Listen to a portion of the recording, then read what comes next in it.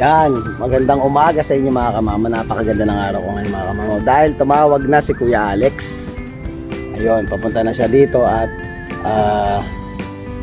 dadali na niya yung sasakyan ko. So ayun, automatic mga kamamaw. In 3 days na walang sasakyan, napakahirap mga kamamaw. Even yung sa grocery namin is naubos na yung laman ng grocery namin. So kailangan na natin mamili. So ngayon, inabang ako si Kuya Alex. Dadalhin yung sasakyan, ihahatid ko siya, tsaka mag-grocery kami dito.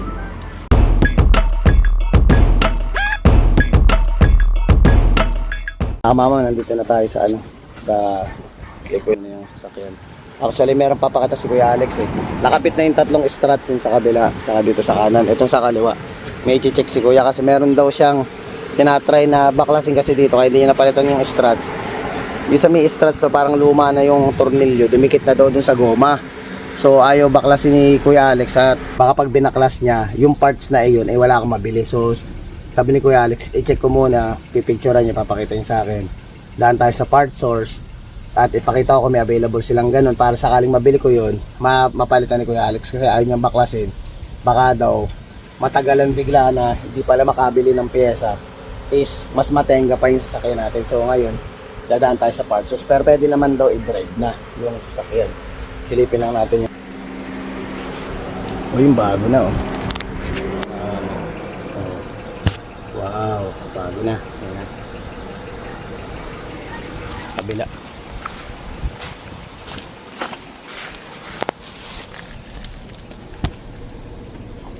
Yun, bago na oh. Bago na. Ayan, ipapakita ni Kuya Alex. Sabi ko na si Kuya Alex. Ayan mga kamamaw, nakuha na natin yung sasakyan. Gamitin ko muna pansamantala dahil may papalitan pa. Ngayon dadaan ako sa part source. Daan muna ako sa sa Dalarama and then sa Superstore. Tapos magtatanong ako sa part source ngayon ng left control arm kung tawagin. Yung sinabi ni Kuya Alex eh. Pag napapakita ko na lang kung ano ba yung ibig sabihin, kung ano ba yung parts na yan. Ayan, ilalagay ko na lang dyan sa video. Kasi hindi niya mabaklas eh, na matanggal yung tornilyo para mapalitan ng ng bagong struts. So gagawin ni Kuya, kumbaga kasi dumikit na daw yung bakal tsaka ng goma, hindi niya mabaklas kasi kung puputulin niya yon, automatic magkakaproblema pa kasi kung aanuhin niya yun at wala naman pamalit nung sasabing left control arm na yun, hindi magagamit yung sasakyan. So ngayon ito, inikot ko muna siya bago ko sinakay si Jacob, kasama ko si Jacob ngayon eh. Inikot ko muna siya, iba na yung pakiramdam na parang, alam mo yun, yung matigas na talaga. Hindi katulad dati pag medyo na tayo sa lubak, alam mo yung parang nagbabounce.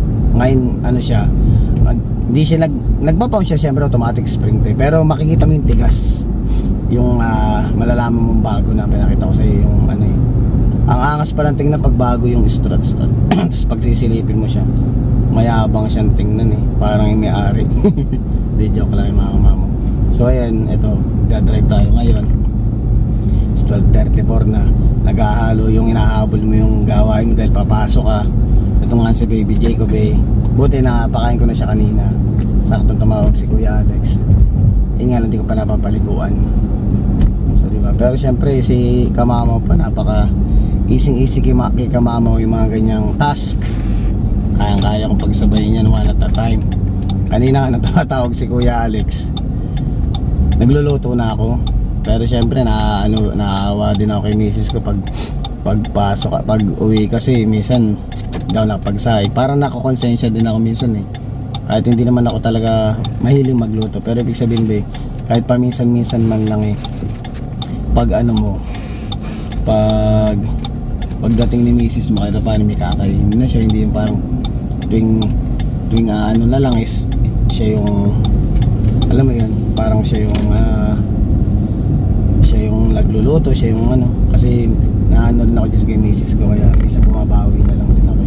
So ito na, pambawi ko sa kanya kung sakaling maayos to ni Kuya Alex. Probably siguro we'll see. Di ko sabi ko nga kay Kuya Alex, pag balik ko na lang din agad to pag nakakita tayo ng parts para tapos na para sa susunod is ano na lang isipin natin, alam mo na, yung pinaplano natin, syempre makapag long drive na tayo, pwede na to.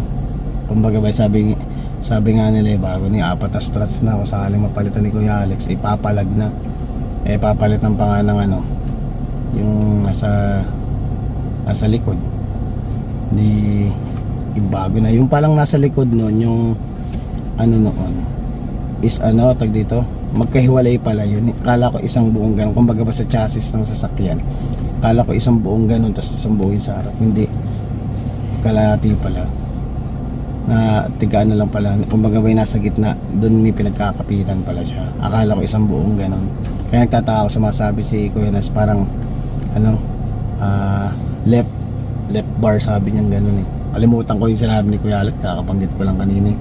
Ganun kaano yung utak ko mga kamama, kaya pagpasensyahan nyo na ako minsan, nakakalimutan ko kung ano yung pinag-uusapan natin kasi sobrang dami kong iniisip, nagkaano siya, pastinker kasi ako mga kamama, tsaka talagang busy lagi utak ko, busy nakakalimutan, kaya pasensya na sa inyo. So ito, daman tayo sa Doloraman, bili natin ng bully stick yung mga alaga natin. Bumili ako ng ano, yung tatlong magkakaibang tricks kasi nga tinitraining ko yung mga alaga natin pag nasa labas para mas maging ano sila, attentive sila sa akin, tsaka at the same time mas madali ko silang makontrol para at least swabe yung ano, summer time nila at makakalakad sila ng ng maayos sa labas. Sila naman ang ano ko sa aso ko, yung papansinin talaga nila ako para at least matrain natin ng mas maayos. Ay nako, malapit na, konti na lang, let's go na, drumheller. Mama mo, sa ano na ako dumiretso, sa bumper to bumper, walang ano dito, part source. So diba, tindi ang tindi lang araw ni Kamama ngayon. Pero syempre para sa ikakaayos ng sasakyan natin is gusto ko talagang ano na, matahimik na tayo na talaga maayos na agad ni Kuya Alex. Dahil si Kuya Alex napakabising tao niyan, talaga lang siningi tayo. So bitbit ko pa to si Baby Jacob. Magtatanong kami ni Baby Jacob, oh. Hello daw Jacob, hi, how are you? Pasok muna kayo mga kamama. So ay mga kamama, chinecheck niya ngayon. Chinecheck niya, wala ata silang stock dito. I-check nila dun sa ibang branch na kung meron. Sabi ko sana kung meron yun, para ano i-order ko na. Jacob, ito tuwa. Oh sorry, this one from yun mga kamamo, meron silang stock. Napakaswerte ko naman. Magaling talaga akong magdasal mga kamamo. Nakuha ko sa dasal. Ano lang siya, 114 isa. So ay nakabili na tayo. Ay, ako makakaano na yung sasakyan. Nakakamalaking bagay kasi mga kamamo pag may sasakyan. Pag wala kang sasakyan, napakahirap gumalaw. Katulad bukas, may dentist pa si Mrs. Eh hindi kung wala naman sasakyan, taxi na naman si Mrs. siya mag-isa, di ba? At least bukas kahit paano, bukas na lang mag-grocery kasi late na, kasi pag uwi ko papaliguan ko pa to, and then subo ang konti, may ano naman na din, nagluto naman na tayo. Sarap ng ulam natin ngayon mga kamama. Alam mo yung mapapawi mo yung pagod mo. Nagluto ako ng salmon fillet, tapos nilagyan ko ng cheese sa ibabaw. Napakasarap. After ko pinrito, niluto ko muna ng konti, tapos in air fryer ko. Naku, sarap, melted yung keso sa ibabaw. Naku naman talaga mga kamamaw. Ito yung anapi. Ang batang ito yung yung lagi napasyal. Naku, mahal na mahal ng daddy yan eh. Love ko kayo nila Ate Julian eh, tsaka ni Kuya Nito, tsaka ni Ate Bless eh. Na ito yung batang to, nakakatawa lang. Share ko lang, iba yung pakiramdam mga kamamaw pag may bata ka sa bahay. Although kahit sabi mo malikot to, iba yung kaligayahan tsaka yung energy yung binibigay nito. Lalo sa umaga pag nagising to, malikot. Pag nagising to sa umaga mga kamamaw, maglaro-laro muna yung pag ayaw na niya sa kwarto, tatapikin na ako yung dad gumagano na siya. So ibig sabihin, doon na daw siya sa labas. Ayun, pag nanonood kami ng TV, ganun na liyan natin eh. Pero nakakatuwa mga kamamaw, bago ako pumasok, at least alam mo, nagawa mo yung gusto mo sa anak mo. Ayun, may nabili kami. Wait lang na mga kamamaw. Yan mga kamamaw, dumaan ako sa steel melt supplies dahil wala ang bolt dun sa may bumper to bumper, kasi para na kompleto na. Kasi nagtanong kasi kami doon, wala daw siyang stock. Usually order daw dapat sa sa Ford sa mismong ano na, kasi tornilyo lang siya. Pero dito tatry natin kung meron dito. Dala ko naman yung picture na sinend ni kuya. And then para test pag uwi, wala nang isipin kasi yung babalik ka pa dito. Tsaka yung lugar na to malapit na sa co-op sa pinagtatrabahoan ko. So ayan, try natin kung meron. Wala dito mga kamamo, pero may tinuro siyang ano, sa may construction fastener 5 minutes away from here. Puntahan ko na rin. Ayun ako, sana makakita na tayo mga kamamo. Hindi ka na shower. Hindi pa nagsa-shower. Mga kamamo, drive mo na ako ulit. Ayan mga kamamo, pangalawang punta ko na dito. Dito ako sa buta sa ano ba to? Sa construction CF tools. Kaso ang sabi sa akin is marami silang tools doon, marami silang ano. Kaso nga lang yung tools nga doon na sa atin is ginawa ay para sa sasakyan, wala silang ganun, which is kailangan tumawag sa dealership para magtanong ng ganoon. Tumawag na rin ako kay Kuya Alex. Sabi ko kay Alex, ganun nga yung nangyari. Sabi niya, tatry pa rin niya na lang nagamitin yung talaga nandun kung matatanggal pa niya. Kasi inaano na lang din namin ni Kuya Alex na mas okay na makabili na para kung sakaling maputulin o putulin ni Kuya Alex para bang may reserba na agad. Ayaw ninyo nang kasing matenga kasi naano rin siya sa akin yung paggamit ng sasakyan. Wala kami magagamit. So ayun mga kamama, uwi na ako. Taas-ikasuin ka na muna tong anak natin and then papasok na ako, diba? So sobrang ano, matinding adrenaline rush tong nangyari ngayong araw na to. Pero so far, hopefully 75% na ng project natin dun sa sasakyan is naayos na. Yung 25% na lang, yun na lang pag napalitan yung shock na yun, okay na siya. So ayun na, ano muna ako, pahinga muna ako. Hindi pala pahinga, uwi muna ako kasi ko muna tong alagaan natin, pati yung mga dalawang aso natin pakainin ko muna bago ako pumasok. Yung mama, kumakain na ako. Yan, salmon calamari tsaka patatas. Tapaga natin na yung dumidede. Napaliguan ko na. Galing ni kamama, nagawa lahat. Kumakain yung dogs natin. Ayun pa yung isa. Sabi sa'yo, flexible to sa kamama lahat. Parang tayo nagtataka sa misis. Sabi, nagagawa mo lahat sabay-sabay. Sanay na kasi ako, ngayon dumating ako dito. Even doon sa Pilipinas, sanay na akong, alam mo na sanay ka, na mag-isa ka. Kaya, bigyan mo, dami natin napuntahan kanina, di ba? Punta tayo sa ano, sa bumper to bumper. Punta tayo kay Alex, pinikap natin sa sakyan. Nakabili tayong part sa bumper to bumper. Doon sa dalawang pinuntahan natin, wala talagang yung tornilyo. Yung ano talagang sa Ford. Pero tatry na lang ni Kuya Alex yun para sana umubra para hindi na tayo mano. Kasi ang problema ko parang kaya natin pumunta pa sa Ford para bumili nun, baka mamaya kung walang stock. Yun ang pinoproblema kasi tornilyo lang siya pero baka mamaya walang stock. Yun doon tayo mahirapan sa paghihintay natin ng matagal. So hopefully na okay na siya lahat. At ako'y talagang adrenaline rush talaga, mga kumain na ako 2:30 na. Maya maliligo ako at susunod ko naman si Mrs. Papasok na ako mga kamama. Tara, kain muna tayo. Yung niluto ko. Parang baked salmon na nilagyan ko ng cheese sa ibabaw. Yung pakwal. Kain mga kamama. Mga kamama, pasok na. Sundo ko na si Mrs. Saka si Jacob nandun na. Ito na naman tayo sa labanan natin na parang ano. Alam mo yung hindi pa nagsisimula yung trabaho mo, parang hupang-hupa na yung katawan sa pagod. Pinakita ko din kay Mrs. pala yung ano. Pinakita ko kay Mrs. yung bagong shock. Saan yung ganda. Tsaka ano daw, at least magagamit na ng mas matagal, diba? Ay nako, naman tayo. Ganyan talaga ang buhay. Talagang kailangan kumayod para sa pamilya. Pasok na, syempre hindi mawala yung ano natin, tuhan natin. Bukas makakabili na ng grocery sa wakas. Isang araw na yung ulam mo gano'n, di ulam na nandun ka. Naubos na yung mga dilata namin kasi yung dilata parang sinave ko siya para kung sakaling hindi nakapagluto is inang yung ulam, naulam na namin. Ang dami kong binili na karang 12 pieces yun na San Marino, ubus na. Pati yung mga dilatang spam, ubus na. Ilang araw ka ba namang hindi nakapag-grocery? Nang nagkataon na yung pinagawa yung sasakyan, hindi talaga nakapag-stock. talagang kumbaga ba hanggang sa naubos na stock after ng 3 days. Ngayon bukas sabrahan tayo, kailangan nating grocery. Saka syempre hindi rin biro mga kamamo yung nagagastos na natin, pero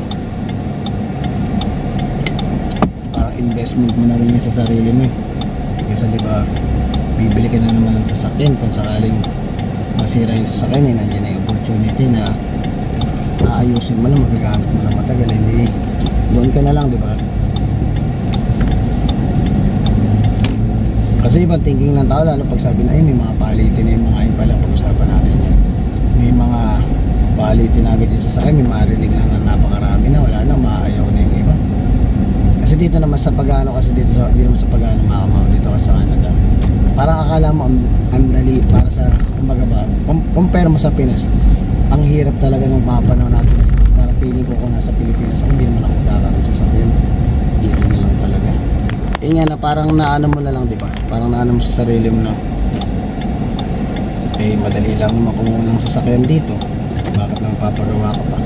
Yung isa may dumarating sa point na mas pinipili na lang nila magpalit na lang agad ng sasakyan kaysa paggawa nila. Ako nandun ako sa point na wala akong choice. Hindi naman sa walang choice, ibig sabihin mas maliit yung chance ko at hindi pa siya nasa tamang pagkakataon yung papalit ko yung sasakyan.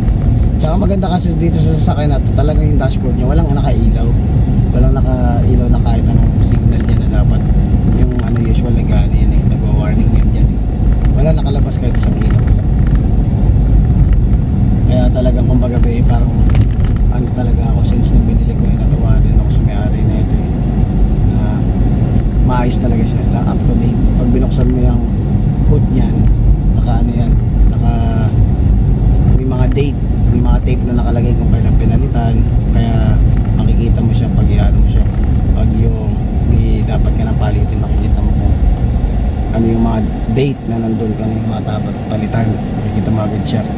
Ayun, hintayin na lang natin na ng petsa na ba ngayon 9, so bukas darating na yung yung bulb ay sumakto, hindi pa dumarating yung sa akin pa yung sasakyan, di ba? Bumili tayo kanina ng piyesa ng sasakyan natin na ibabalik natin kay kuya kumbaga ba ayun yung pagkakataon dumarating yung chest pagdating nung bulb, imbis na ako magkabit, pasuyo ko na lang din kay kuya Alex kasi mas mabilis pag si kuya Alex nagkabit.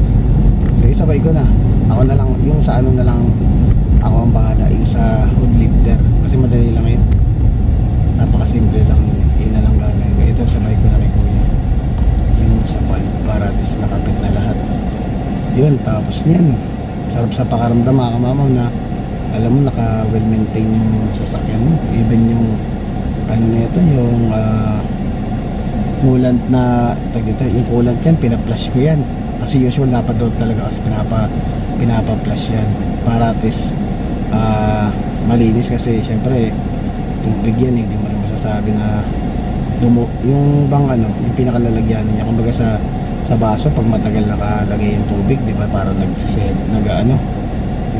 nag-molds yung gano'n, pinalinis ko na rin yan, pati yung oil filter nito bago na, yung oil filter nito na pinalitan ng Steven Auto, yung parang bakal siya, hindi siya yung filter na parang papel, bakal talaga yung filter niya.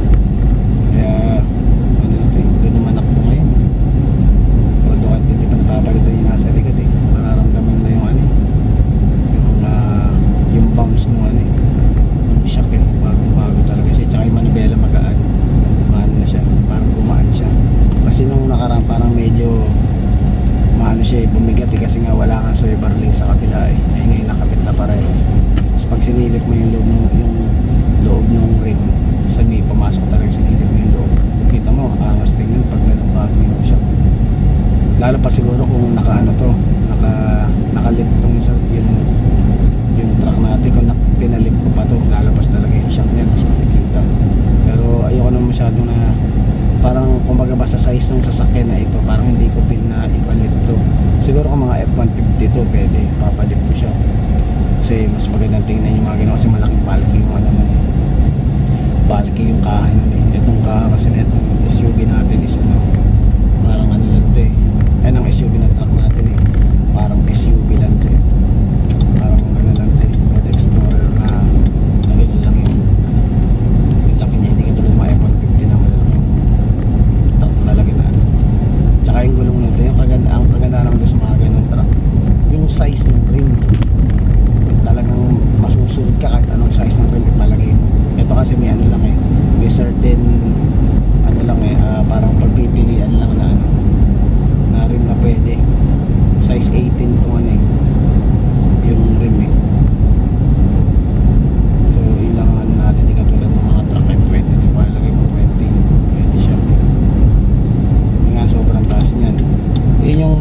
sasakyan pang ano yun pang haguloy yung alam mo yun sa probinsya namin kasi nga bahain, di ba?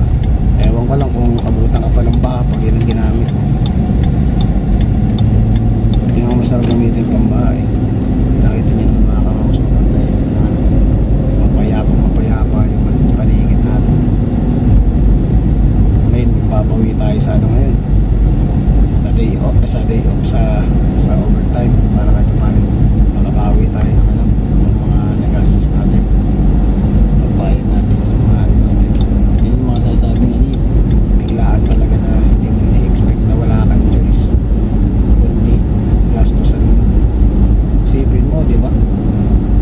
Kundi papabayaan ko masisira ng tuluyan, mas masakit sa ulo yung mga kamama. Libo na pag-uusapan mo nun kung magkano mga sasakyan nyo kaysa yung second hand, di ba? Yung pagkakabili nga natin dito 12,000 yung price na ito nang binili natin tawaran lang natin alam mo na yung mga Pilipino maano sa tawaran iba din pa na tawaran kung gagas ka sabihin natin mas ka ng nasa 2,000 ngayon dito sa ginamit natin kung bibili ka naman sa sakay na 12,000, 15,000 di ba? Ang daming perang nasayang ito di mo naman kailangang palitan to. Naano ko nga din tumisan kaya idadasal ko sana naman lang ako kahit si Nathan yung anak kong lalaki na nasa Pilipinas maabutan niya sana ito ito na lang papamana ko sa kanya kasi naka-maintain naman nung naano ko akala ko dati hindi na sila magkikita kaya sana magkakita man lang sila kasi pang lalaki ito masyadong si Jacob masyadong maliit pa para kay Jacob ko paabang to ano ko to mapupunta din sa isang binata o sa ating ordo dito kasi hindi na pwede sa babae ito ibang forma ng ano yung truck natin pang brusko kaya talagang panlalaki siya usually mga dalaga naman natin mag-SUV na yung mga yan o kaya Wrangler pwede sa kanila yan Wrangler pero itong truck na to pang ano to pang lalaki kaya ang talagang naano kung ano dito sa ano yan mga kamamaw, dito tayo sa trabaho, panibagong araw, panibagong buhay. Kandi na naman, maraming salamat sa mga manonood at salamat sa mga bagong subscriber natin. So please don't forget to like, share, subscribe and hit the notification bell for more updates of my video. See you mga kamamaw!